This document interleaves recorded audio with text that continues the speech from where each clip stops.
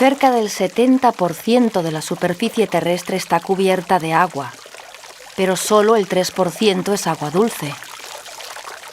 Su escasez afecta casi a la mitad de la población mundial. Las causas: contaminación, agricultura intensiva y sequías. La escasez se agrava cuando el recurso no se reparte equitativamente. ¿Cómo se enfrenta un país a la falta de agua? ¿Y qué soluciones encuentran los ciudadanos?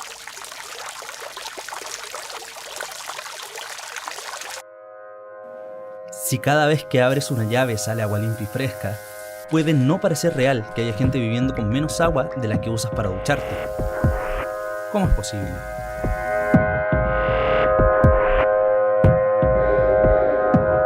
Tenemos 101 cuencas hidrográficas en Chile, es decir, 101 estanques naturales de donde sacar agua.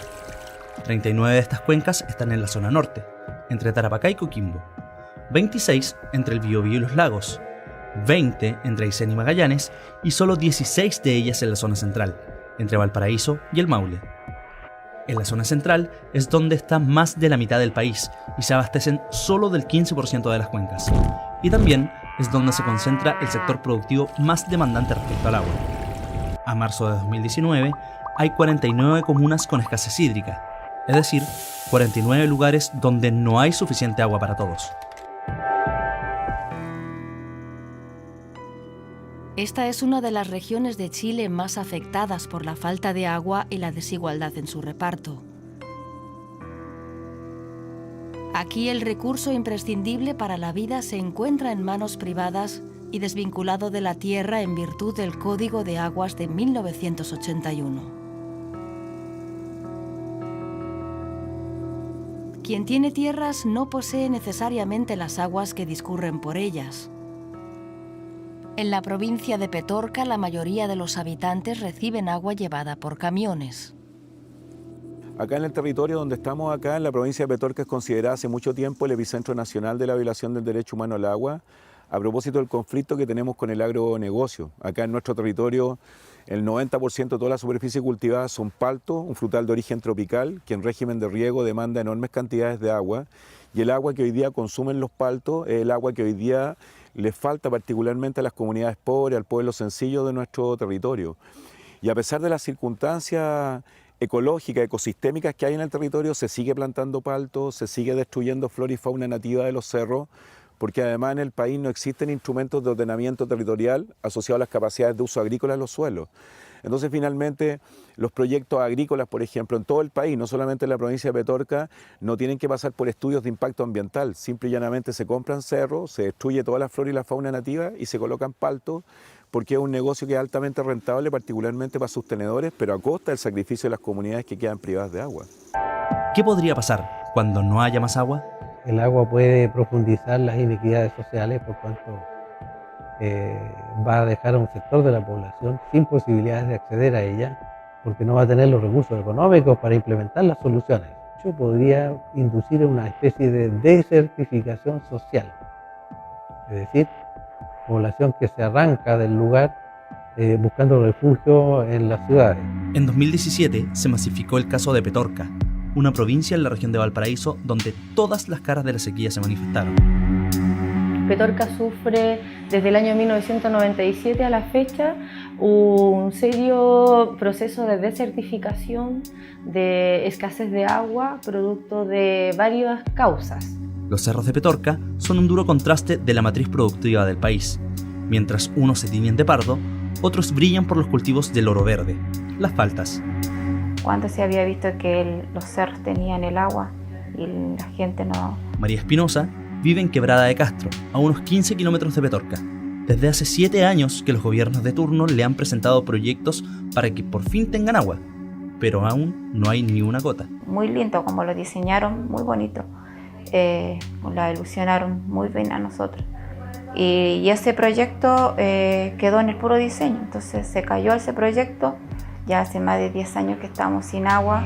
Naciones Unidas reconoce el agua como un derecho humano y que cada persona debería tener 170 litros diarios. En la provincia de Petorca, las personas acceden de 50 a 100 litros semanales.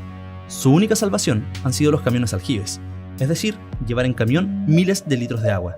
Uno dice, no el camión aljibe, paremos los camiones aljibe, paremos el negocio del camión aljibe. Pero ¿qué pasa cuando las personas no tienen agua? Tenemos un panorama de 20 años de emergencia en donde muchas viviendas están adaptadas solamente para el camión aljibe. Al no tener garantizado el uso humano al agua, yo dependo del camión aljibe y por lo tanto dependo también de aquel proveedor de agua a través de camión aljibe y de su negocio. El clima tampoco ayuda, pero no solo en Petorca, sino a nivel país, ya que las lluvias han bajado un 40% en los últimos 50 años. La lluvia no solo nutre la superficie, también bucea hasta las profundidades de la tierra para acumularse en acuíferos, estanques naturales de agua o la cuenta de ahorros hídrica del mundo. Y sabemos bien qué pasa cuando nos gastamos los ahorros. Me ha tocado ver perforaciones de agrícolas que son denunciadas por los vecinos de 180 metros de profundidad. O sea, nos estamos tomando el agua más profunda y más antigua de la cuenca. La falta de lluvias ha forzado la construcción de pozos y una carrera por llegar al agua, pero la inversión en pozos es más rápida que la recarga de la cuenca, por lo que sigue bajando y extrayendo sin que las aguas alcancen la superficie. Desde el año 97 fue declarada agotada la cuenca o sobreentregada. Cuando no tengo agua, mi tierra no es productiva, y cuando no es productiva significa que muchas veces me deshago de la tierra. Los agricultores con menos recursos no pudieron seguir cavando para llegar al agua, por lo que vendieron sus derechos, generando una concentración de quienes poseen el agua en la zona, algo que no es regulado ni por el Código de Aguas ni por el Estado. Quien no tiene dinero no tiene derecho al agua, porque el Código de Agua no diferencia entre un uso productivo y un uso de sobrevivencia y de consumo humano, y por tal los hace competir. Pero a partir de los 80, con el Código de Agua, se liberalizó completamente el mercado del agua. Luego el Estado perdió capacidad para actuar como ente regulador. Solo actúa en situaciones de emergencia el Estado. Normalmente en situaciones de no emergencia es el sector privado el que se autorregula. Algo similar ocurre en la laguna de Aculeo, donde los derechos se tomaron hasta la última gota. La laguna se secó porque se desviaron sus cauces completos y además se extrajo desde la laguna sin tener recarga natural. En la década de los 90, la laguna de Aculeo era uno de los balnearios más populares del país. En menos de 10 años, los muelles de las casas de veraneo pasaron a ser balcones con vista a un desierto. 2014, 2015, 2016, 2017. 4 años bajó desde la mitad hacia cero. El Ministerio de Medio Ambiente detalla que el deterioro ambiental de la laguna Aculeo se debe a la disminución del volumen de agua, extracción para riego sin derechos otorgados y modificaciones a desagües, sumando contaminación, destrucción de humedales, construcciones y cultivos dañinos. Pero se vuelve peor porque no hay claridad sobre qué es legalmente la laguna. El informe final de monitoreo ambiental de la Seremi de Medio Ambiente detalla que, en 1978, el Ministerio de Tierra y Colonización declaró a la laguna como bien nacional de uso público. En 1988, la Seremi de Bienes Nacionales responde que no es de uso público, ante la consulta del empresario José Letelier.